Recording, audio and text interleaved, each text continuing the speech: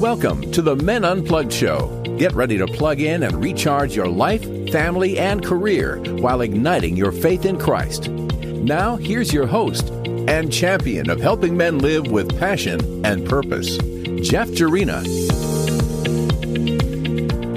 Hey, how's it going? Jeff Jarina here, and welcome to episode 63 of the Men Unplugged Show. If you haven't done so already, I want to encourage you to join the Men Unplugged community, and the easiest way to do that is to sign up to receive our weekly emails.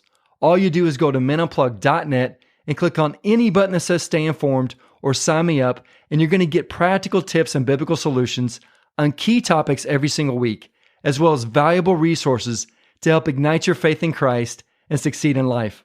Today's episode is brought to you by Christmas Lights by Design, supplying wholesale LED lights, design and installation of Christmas light displays for homeowners, businesses, and HOA communities. To learn more about their supply of wholesale Christmas lights throughout the U.S. and their award-winning design and installation services within Plano and surrounding cities in Texas, visit ChristmasLightsDesign.com. That's the word Christmas, Lights, design.com. All right, let's meet today's featured guest, David Fuess. David, welcome to the show, brother. I am looking forward to it. Thank you. I am ready to go. Are you ready to plug in and recharge? Absolutely. A former All-American field goal kicker and record holder for the University of Tulsa, David hung up his cleats in 1989 after graduating college to pursue a career in management. Since then, he's worked in several leadership positions in the IT industry. Currently, he serves as the CEO of Catapult Systems, a global digital solutions and services firm.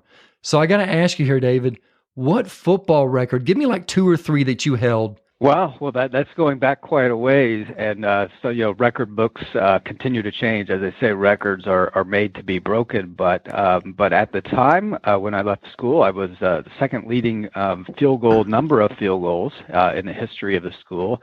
I think it's still in the top 3, actually. And most field goals in a game for the university and most field goals in a game at the Kinnick Stadium at the University of Iowa. And most field goals in a row. I believe it was 18 in a row, and I believe that record still stands today. Wow. Well, that is impressive. It really is. I saw your senior year in 89. By the way, that's when I graduated high school. So we're about the same age. I guess you're about 4 years older. But I saw that your senior year, you were 100% like perfect on extra points made. Is that correct? That's true. That is absolutely true. Now, I saw it was only 28, though. Did you guys didn't score a lot of points and touchdowns? Well, that was funny. I say that. Today's college climate of football, it's a very, very high-scoring affair. When back in those days, if you scored 21 or 28 points in a game, that was pretty good. These days, if you score 21 or 28 points, it's kind of a snore of a game. It's kind of boring. So just different times. Yeah, so probably back then a lot of running, and now it's more passing. So yeah, I can totally get that. All right, David, let's get into our topic today, always being on as a leader, meaning that as a leader, you're always going to have an audience, whether you recognize it or not. Someone's always watching, listening, and analyzing what you're doing and saying. So I got to ask you, David, when did you first realize that this concept of always being observed as a leader was a reality?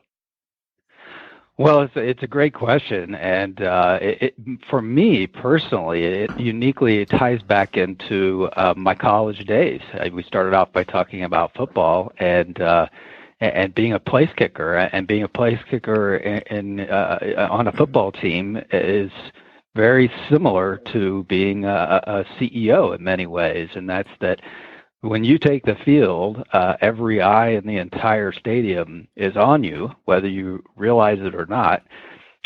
You do have to realize it. You also have to be able to, I suppose, put it in its right place, maybe compartmentalize it, or make it work to your advantage. You can think of it in a lot of different ways, but there were times when I would be on the field and there were 75,000 fans in the stadium, and wow, we might be in an opposing team's stadium, like the University of Florida comes to mind, and they all are chanting and trying to mess with your head and get you to miss, and so it's times like that you realize that all eyes are in fact on you.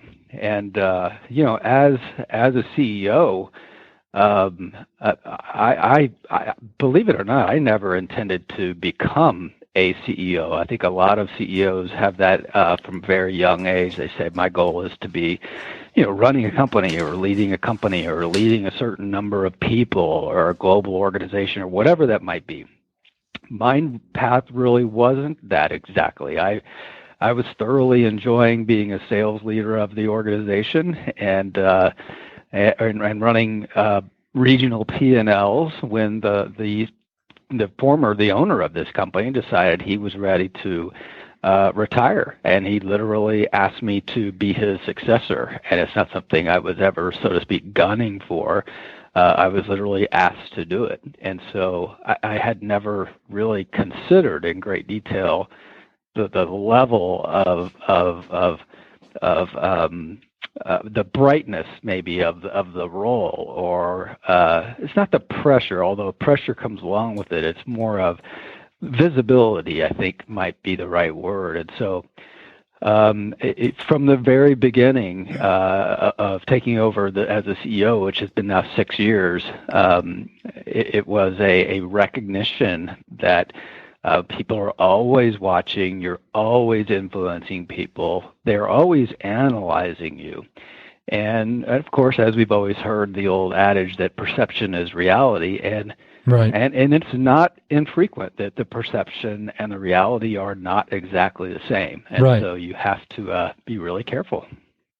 Were there changes that you had to make early on, maybe even just being a field goal kicker or early on as a CEO? Did you have to make some changes to your own approach to leadership?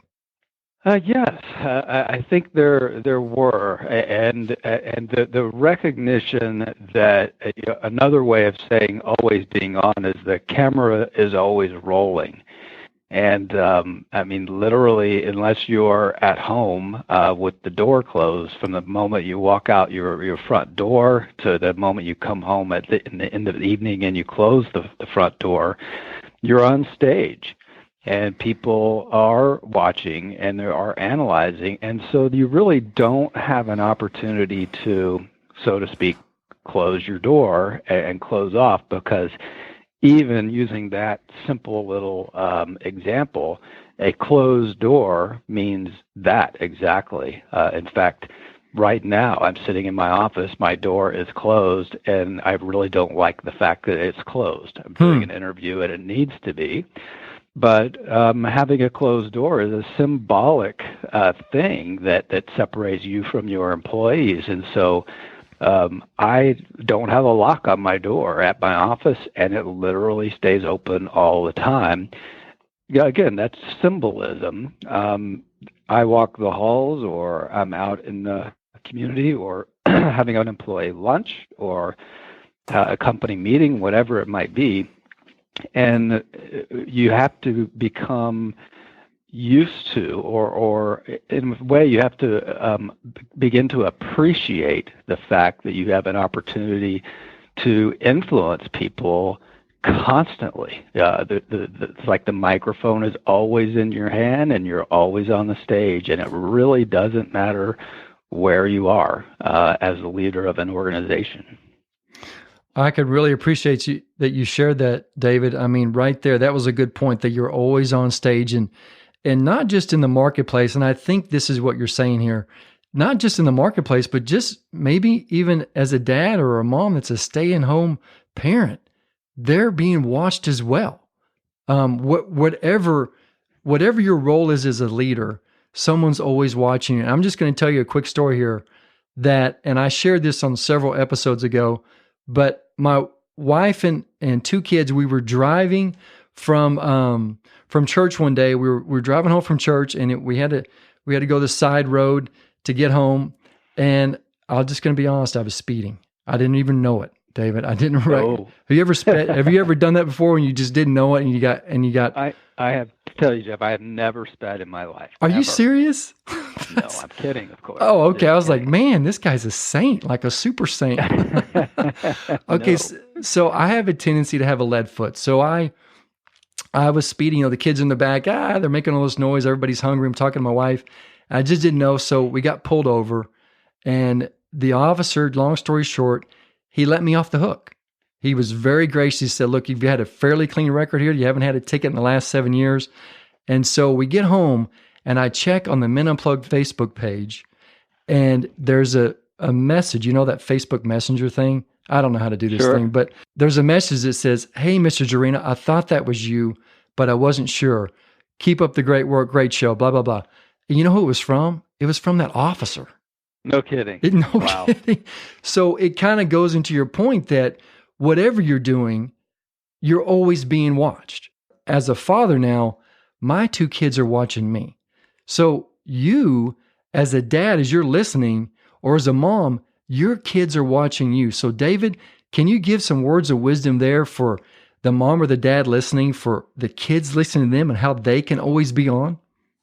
Well, sure. I have 2 daughters. I've been married for 27 years, and my oldest daughter is 22, just graduating from veterinary and tech school, about to go out into the business world. Congrats. And thank you. And my youngest daughter is a senior in high school, and she is a golfer, and she'll be going off to play golf up in Colorado next year on a scholarship, which is very neat. Oh, that's cool. It really is cool. I'm excited for her, and what I've actually come to realize, kind of is a little bit of a reverse example, is that I have fewer and fewer times to influence them at their age now, when one's out of the house already and the other's a senior, and so she's gone and busy all the time and about to leave for college. And in many ways, I look back at the previous 15 and 18 years, and you can't help but wonder, did I take full advantage of the opportunities of the audience, if you will, of your children? And I don't have a lot of specific regrets. There's not a whole lot of things I think I would want to go back and just rewind and redo. None of us are perfect, that's for sure. But the kids are always watching. And in fact, it's funny you mentioned Facebook. Just this morning, my daughter, who's down in Houston wrapping up her vet program, put a little post out on Facebook, and it was name one thing your dad taught you. It was some sort of a meme or something like that someone else had wrote out. And then she wrote out there that to always do your best and to always act as though you could never fail. Something along those lines, if I remember correctly. And the fact that my 21-year-old daughter, that impacted her. If somebody asked me how I would have impacted her, that wouldn't have been the number one thing or something at the top of the list I would have thought of. But I think I thought it was neat. I thought it was neat that my daughter felt like that was a way that I impacted her. She must have had her profession on her mind at the moment, obviously. Right. Thinking about performing the best in her profession and doing it in a way where she felt like she couldn't fail. A lot of times as a parent, you think your kids aren't listening. Right? How many times you're like, I cannot believe it. And there's a lot of times now that I'm like, I sound just like my dad. I told myself I wasn't going to do that. And now I sound just like my dad talking to my daughter and my son. This is like, what happened? What happened? But right. To your point, I can remember so many things that my mom and dad told me that I'm realizing the older that I get, the wiser my parents get. Now, they didn't change.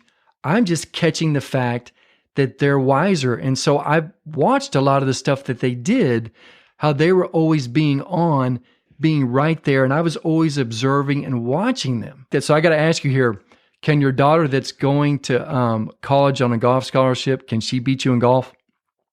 Oh my goodness. She is so much better than me now. I'm very competitive, as you know, growing up playing football and so forth. And I distinctly remember about 2 years ago, we had both, hit the ball off the tee down the middle, but pretty good drives. And we got in the golf cart and we drove out there, and the balls were maybe 15 or 20 yards apart. And I pulled up to the first ball, and I was waiting for her to get out of the cart and go, out to look at her ball and then hit it. And she just sat there in the cart, and she said, "Dad, that's your ball." and at first I said, "No, that's not possible." But I went with it. I went out and looked at it, and sure enough, it was my ball. And I got back to the cart, and it just shows my daughter kind of took on some of my competitive tendencies. She said, "Dad, get used to it." Oh, whoa! And yeah, and literally ever since, I don't think I have outdriven her on a hole, and she beats me on just about every hole, not every round. She beats me on every hole. Oh, see that? I don't like that. I don't like playing with people like that. It is not fun. It's not fun. I know. I used to think this would be great. I would be such a proud, and I am. Don't get me wrong. Right. But as a competitor, it is hard, very difficult to go out there with your 17, 18-year-old daughter and it'd be one thing just to beat you by a little, but right. to just really pulverize you, it's a different story. You have to take her out there and kick some field goals, so, make up for it. That's what you got to do. Yeah, that sounds like a great idea. You got to do a 50-50 day. Like, hey, I'll do half this and we do half golf, and hey, then everybody's coming home happy. I like how you think. I'm just thinking here, David, and I know you've experienced this too, but you can't always be on your A game as a leader. And let's talk specifically right now for those in the marketplace. There's a lot of guys listening right now and women that are in the marketplace as leaders. You can't get it right every day in the office, and you're in a meeting and you might say something, you might make a decision that's wrong. So how do you get over that? How do you recover from that so that you can still be seen by those that you're leading as a key leader for them to follow? I say you have to, that is absolutely true. That there are certainly decisions that I make sometimes that I would like to take back. There's things that I say occasionally that I would like to take back. The way that my approach to that in leadership is to not pretend to be perfect. I let people know right up front that, I am a human being. I'm not making excuses for future mistakes that I may make. What I'm actually saying is that when I do make a mistake, when I recognize it, I will not run from it and hide from it. I will address it. I will say, hey, I have made a poor decision in this regard, and I will bring it to the forefront and make it right if it needs to be made right. And so, my approach is not to pretend that I'm something that I'm not, which is perfect. And by doing that, it relieves some pressure. It also humanizes me using right. My approach. And I think it allows people to, you're still on a pedestal and you're still on, but it allows people to feel closer to you. And I right. think the example about the door being closed is just another example of kind of the same thing of I would rather my door be open and have them walk in and see me doing whatever it is I might be doing at that moment rather than hiding from them. Right. I really like that. That's a good tip right there. It really is that you let people know that you're not perfect. How does that look practically speaking? Practically speaking, that is kind of once a year kind of a thing. Not as though it's planned to do it once a year. I want to remind everybody, but I have a new employee orientation with every single employee that comes in. About roughly every other month, we have 15 to 20 new employees that go through orientation. We call it boot camp, and I run that boot camp. And so I do take the opportunity right at the beginning of their careers, not only to tell them about the company, but also to tell them about myself. And that's an awfully good time to let them know that, hey, I have made mistakes along the way. I try to get better at doing the job.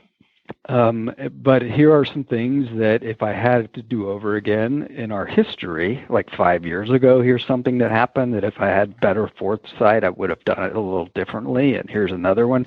Try to point out to them that I'm awake and I see when things could have been done better, and I'm attempting to do a better job, if you will, each day. But I am imperfect, and I do want to hear from people when they feel like something could have been done differently, so we can keep improving together. Well, I really like that. That shows to me a sense of humility, and that you're always willing to serve others first, which is a key, which are actually two qualities of leadership. And we know the ultimate example of leadership was Jesus Christ. And I want to just talk here, if you could, some biblical examples, maybe some guys that you've kind of tried to hone your leadership from, that maybe some examples that you've seen in the Bible. Who are some of those biblical characters that you're like, you know what? I really like the way that they approach leadership in this area. Probably one of my favorite people in the Bible is Nehemiah. And he's not a commonly brought up person, from biblical stories, but the protector of the governor and the protector of the people, building the wall while protecting the people at the same time, and I just see a lot of parallels, in business.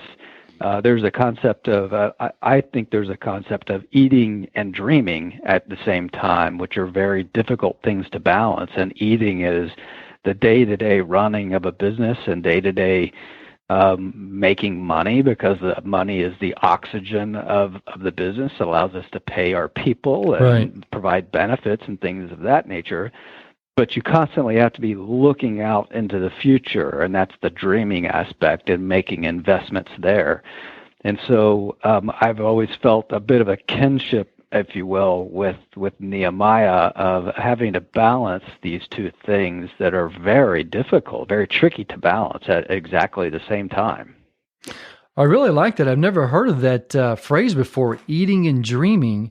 And eating is the day-to-day business, and dreaming is, thinking of things in the future. Is that something that you came up with? I actually never heard of it.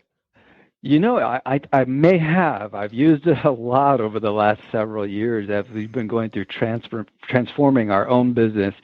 If I picked it up somewhere along the line, I apologize to that person, and I should begin footnoting them. But it is a term that I have begun using quite frequently, because I think it has a lot of real meaning to us here in our business, and it's not very difficult to explain. Well, I tell you what, you heard it here first on the Men Unplugged show. There you go, Eating and Dreaming. That's his next book. And hey, when you write it, make sure I'll write a review on it. So, okay, deal. I really think that's probably going to be a book title. I'm betting you, if it's not already out there. So let's talk some more practical steps here. Give me some stuff here that we can help the listener out with, things that you do to help ensure that you're on as a leader every single day that you go to work, and even, being at the house. Having a quiet time, of course, is very, very important for most Christians. It is for me. I think it's important to start the day off with some sort of a devotional. Get your head in the right place. Get your heart in the right place, and to submit and to get in the right obedient frame of mindset. Who knows what you took to bed with you the night before, the problems, or what you dreamt about overnight, but it's a new day, and starting fresh on the right foot for me is very important. And throughout the day, I can generally feel if it's carrying forward with me, or it's waning in some way, and I carry that devotional with me, the little devotional book, all the time, and when I feel like my attitude or my My mindset is slipping throughout the day. I usually will take 5 or 10 minutes and just kind of pause in the day and go back to the Word and do a devotional and reset. I don't feel like that's something that I struggle with on a frequent basis in terms of keeping the right mindset, but I've Right. always got it available in the event that it does slip. But the Christian walk as a leader is a bit of a double whammy, and I don't mean Right. that in a negative sense, actually in a positive sense. But if you're already being watched because of kind of the world title that's on you, so to speak, but you've also got another title, and a much more important title, and that's the child of God. And the more people who become aware of that, and I'm not a big fan of putting a fish on my door or on my license plate or something like that. It's more my actions, and Right. and the people that do get to know me obviously get to know me at that level, and they understand that where my faith is and where it comes from, and that is more pressure, if you will, in quotes, to be living it out in front of people, and so you're kind of doubly on stage that you're the leader of a business, and you're also representing, the king, Right. all the time. The ultimate business, God's kingdom, is what you're representing. Yeah, that's really good. And I tell you what, that was really cool. What you said is that you take a devotional book and it's always with you. Always. Wow. So even when you're in meetings, you got this little devotional book with you, whether it's in your pocket, your briefcase, whatever. It's in my bag. It's in my bag all the time. I don't, whip it out in front of a lot of people and start reading it. I think that would probably push the line in terms of appropriateness in a business setting. Right. But it is always there and always available to me. I travel a lot. In fact, I travel in the Asia quite a bit, and there's a lot of interesting influences abroad, and especially in some of the third world countries, and I just feel better with my devotional close by all the time. Well, you told me that you are learning some Chinese, and I was telling you I know some Russian here I was going to do international business, my undergrad in college, and so tell the listeners here, say, hey, how you doing, or whatever in Chinese. Well, in Chinese, hello would be ni hao. Ni hao. And so in Russian, Ni hao. In Russian, you would say privyet or zdravstvuyte, and obviously in Spanish, you would say hola. So there you go, guys. You guys are getting a really good lesson today. Actually, some foreign language classes today as well. If you can give one or two tips here on how you share your faith in the marketplace, what are some things that you do? Well, I know everybody has their own approach to these. So first of all, what I would like to say is when I talk about appropriateness, there are, as we all know, some kingdom-based businesses. And yes, kingdom-based businesses, it would be very much appropriate to break out a devotional or have a prayer at the beginning of a meeting or something of that nature. If I had started this company myself, I believe I would have started it and would be a kingdom-based business today. I did not start this business. I took it over for someone else who was not a believer. We were then purchased by a Chinese firm, which Christianity in China is pretty much underground. Right. And I have to be respectful of the fact that my chairman is a Chinese national. And so really it comes down to actions. Every day I'm faced with decisions all day long. And there are shortcuts to decisions. There are decisions that would be better for us financially, but they may operate in a bit of a gray zone. And it's a matter of just making a decision up front that no matter the pain, I'm always going to make a decision that if I were standing in front of my maker tonight or tomorrow or whenever that is, that's a decision that he would be proud of me for. And so many times that means making a difficult decision in the short term financially. Right. And sometimes people find it odd, but when they find out where it comes from, it certainly does allow a platform, a proof or a platform of my faith. Right. And I would think as the head of a global international company, I would think that probably one of the biggest things that you always have to keep in the forefront is this issue of integrity. You have to be acting with integrity in everything that you do. I mean, you're there working out deals all the time. So what would you say to that? Well, very, very deep concept there. We probably could spend the rest of our time just talking about some of the decisions that I'm faced with being owned by a Chinese firm. But I will say this, is that virtually everything is opposite, not backwards, but opposite.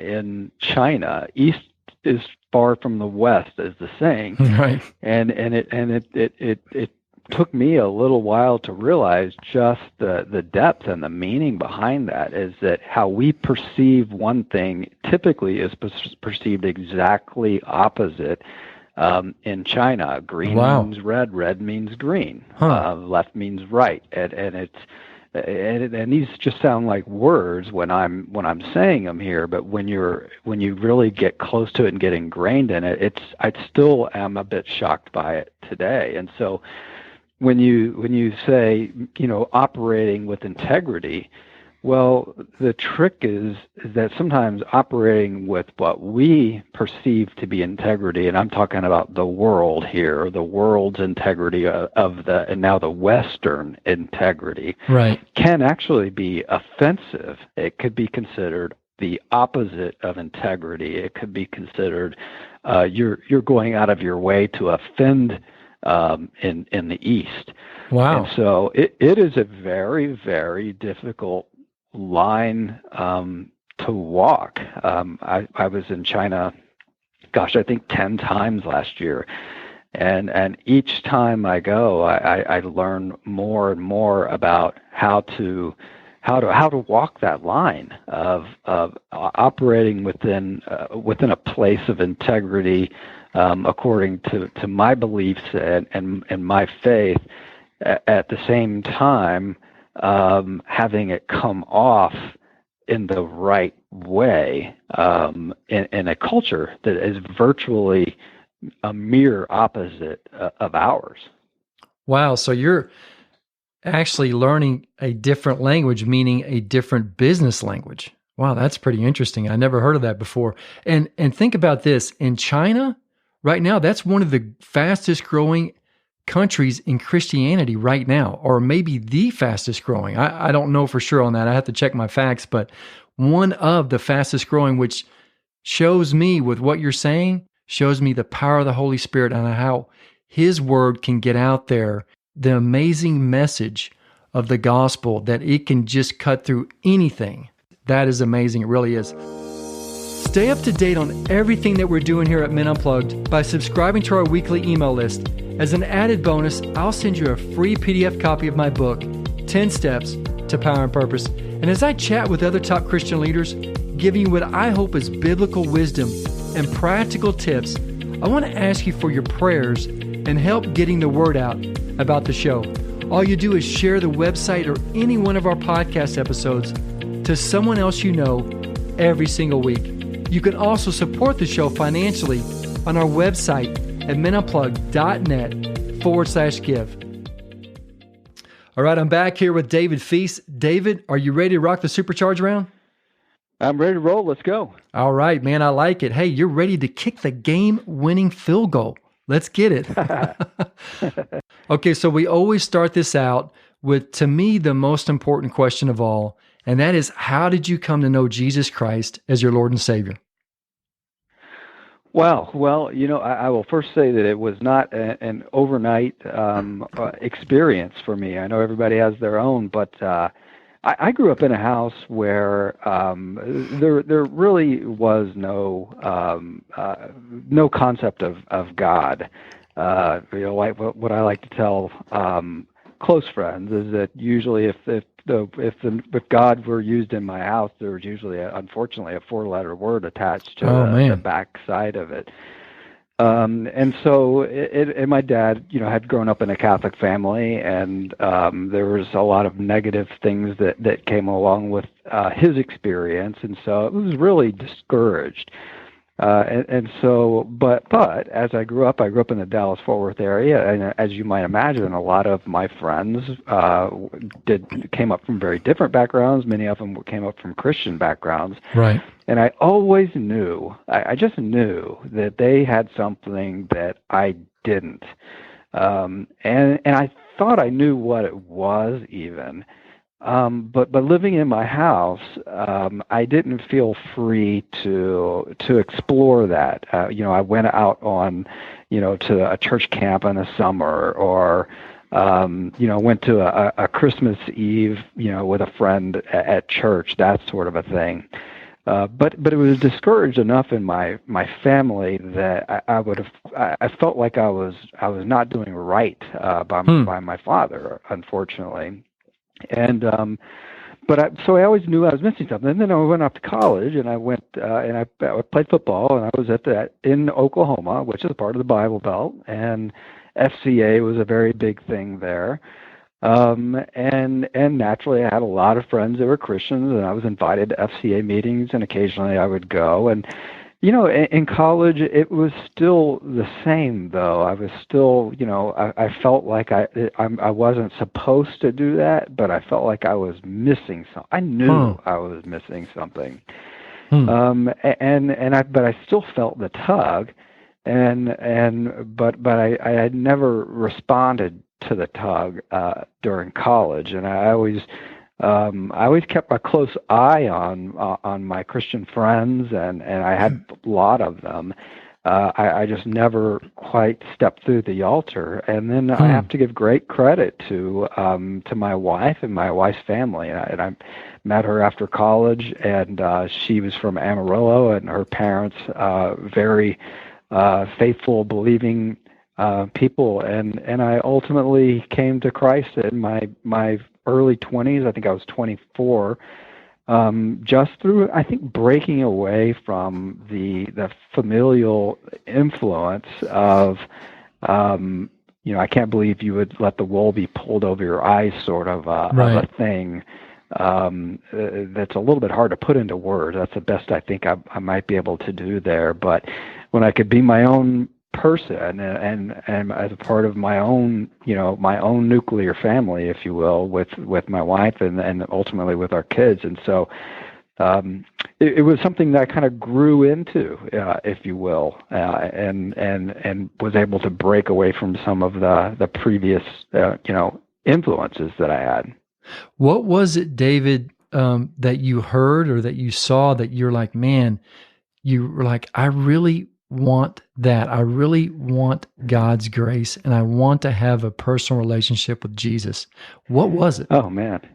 Oh, gosh. The word, the probably two words that come to my mind, it's peace, and then more of a phrase of lack of turmoil. And those things, I think, go hand in hand. Right. But I never had a source of peace in my life. If peace were to be found or created, it had to be created by myself, which obviously has great limitations. And so it was the sense of my Christian friends being able to easily smile and easily, converse about lighthearted things. Life to me felt kind of heavy, growing up, and I realized there was these people around me that they didn't seem quite as burdened as I am, and there was a common theme that ran through them, which is they had faith. Wow, they had the joy of the Lord. That's what they had. They did, and I did not. Wow. Well, I really appreciate you sharing that. So I'm going to ask you here, what's been the best moment of your career so far? The best moment of my career. Well, I would have to say that the best moment would be the day that we sold this business to Chinasoft. But the reason may surprise you. The reason is not because of me personally making money from the sale or anything necessarily financial. It Right. was the fact that the founder of this business, a guy named Sam Goodner, had worked on the business for 20 years, and he had a personal goal to take his wife and his two kids around the world and explore the world for 14 months and homeschool their children and literally sell their house and come back and buy a different house when they came back.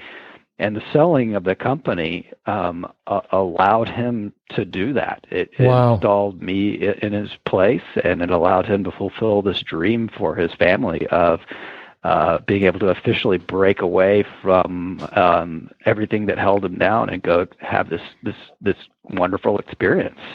Well, I want to do that. I know. I like that. I know. Well, that is a blessing. So tell me, you talked about dreams. What is a dream that you've had that you're like, man, I would love to see this come to fruition? Well, I would love to. We are on the path right now of taking our business global. We have recently started an operation in Latin America out of Mexico City. We're in the process of starting one in Western Europe, and we're in the process of doing some merger and acquisition work. And so while all of that is interesting, and when I say interesting, I will put a worldly spin on it and say that it's interesting to, get to take our brand into unique new places. But really, for me personally, and this is just, it's just a very personal thing to me. It's seeing what God's going to allow to happen through this journey. I'm very sure that He doesn't have me in this position just to go start another money-making operation on another continent. That probably is not very interesting to the Lord. I'm Right. sure of it. But if we can influence people Right. in a very positive way towards Him, I think He has a great deal of interest in that, and I can only imagine that is why He has me on this path. Spoken like a true leader right there, man. That's why you're CEO. You were thinking of others first. That's really good. I like that. And by the way, he didn't even know this question was coming. He just came up with it. That's really good. I really like that. So tell me, David, we talked about the best moment of your career.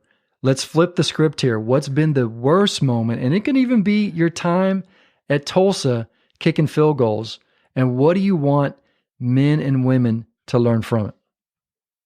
So I would say that it was the time when I was leaving college. I thought I was going to be playing professional football on Sundays, and I was kind of at the pinnacle of my athletic prowess or career or whatever it might be. I had a bit of a name at the time, and then going from that to the lows of starting out a brand new job at the bottom of the totem pole out in the corporate world, where there's no fandom, that not seats being filled up and articles being written, and you go from a place of pseudo fame to a place of I feel like you've just been hidden away in a closet somewhere. Right. And, at the time, I didn't have anything to lean on. I just didn't. I went through my story with you, and I hadn't come to Christ until several years later.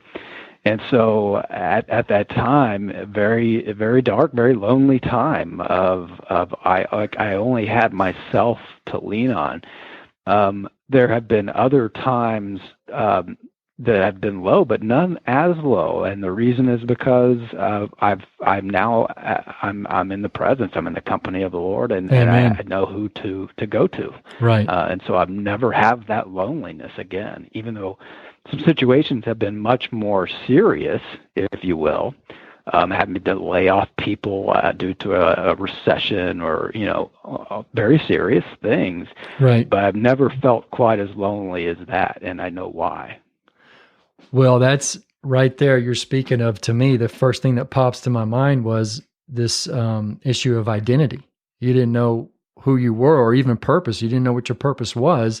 You thought it was something different. And I can tell you, David, I can relate with that wholeheartedly. And I know there's a lot of listeners right now that maybe are stuck in that situation right now and don't know what the Lord has called them to do. And I would just want to say right now, and I'm going to give you a chance here, David, to offer some words of encouragement for them as well. But I just want to say that, look, the Lord knows exactly what you need to do. Jeremiah 29:11 says, I have great plans for you, ones with a future and to make you prosperous and successful. And I don't know what that is, but I do know that the creator of the universe, the Alpha and the Omega, God himself knows exactly what you need to do.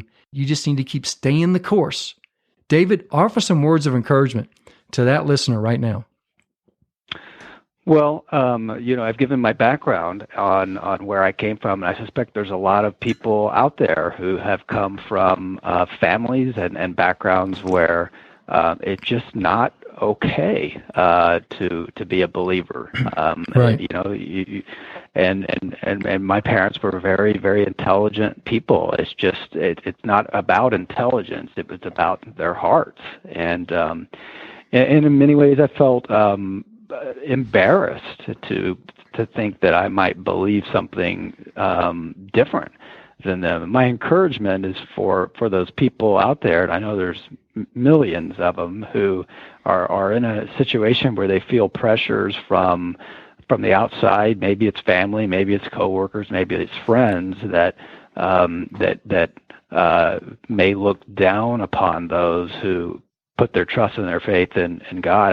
I would just encourage them to step out and to realize there's a huge community of fellow believers out there who would love to walk through this with you and help you to the other side.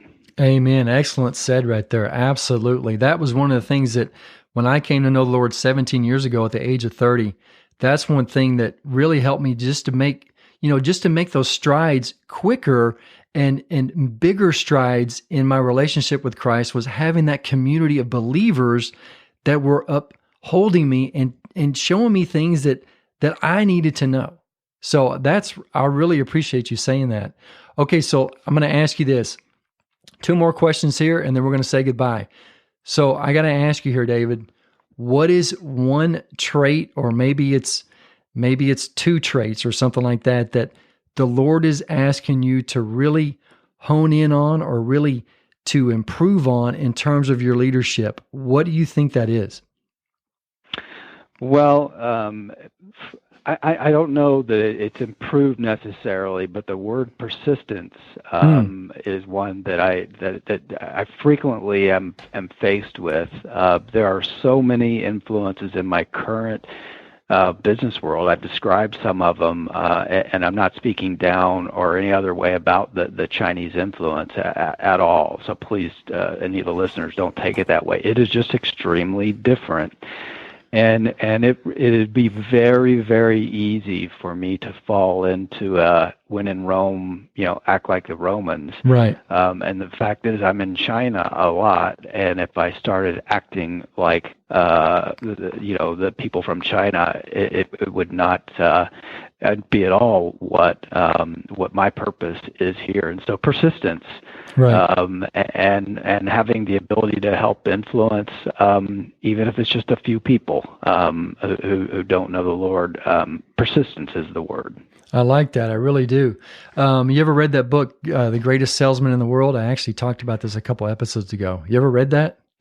I have not, no. Man, I love that book. It's like it goes right in the back of your pocket. It's written by a guy named Og Mandino, and I don't know for sure, but it sounds like when you read his book that he is a believer, but I don't know for sure, right? I'm obviously guessing here, but probably the number one scroll or commandment that he talks about is persistence. He says, I will persist until I succeed. And so whatever position you're in, sales, leadership, whatever that is, being a father or mother, we have to persist, until we succeed. So I got to ask you this. Okay, last question here.